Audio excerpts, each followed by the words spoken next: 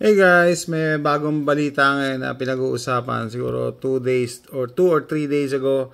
Si King Charles na diagnosed with cancer. Ito yung statement nila. Ayan.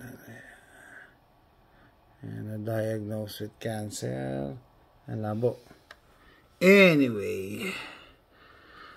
So, hindi ko pa alam kung nasa lahi nila yung cancer, pero yung nanay niya nga, di ba? Sobrang tanda na nung namatay. Di ba?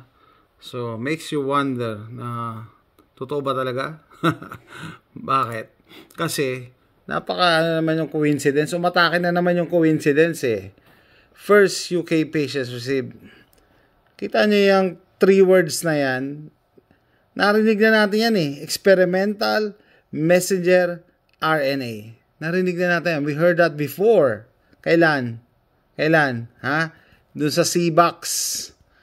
Mag-ingat ako sa sasabihin ko kasi pinag-iinitan na ako ni YT. Popost ko rin to kay YT. Diba? Familiar na yan eh. Yung word na experimental.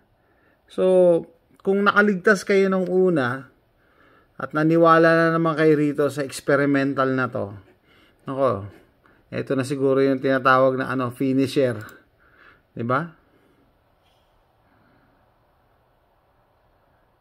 Sobrang tagal na ng cancer sa mundong ito. I don't know, 100 years? More than 100 years? Napaka naman, coincidental naman na, nakadiscover kami. Pero din, experimental din. Sasabihin na naman ng mga naysayers dyan, yung mga negativistic attitude na syempre, high-tech na ngayon eh. Yeah. High-tech na. So, baka nga na-discover nila. High-tech na rin yung panluloko ngayon. Alam nyo ba? Yan, So, ano ba talaga? Conspiracy theory or conspiracy facts? Yan. So, abangan nyo na. Makaka-recover si King Charles yan. Kasi, kailangan na makarecover kasi ito, sinishare ko lang to So, if YouTube is watching, Facebook is watching, sinishare ko lang hindi ako nakaisip niyan. 'Di ba? Kailangan makarecover ni King Charles kasi ito yung Bank of England has fallen.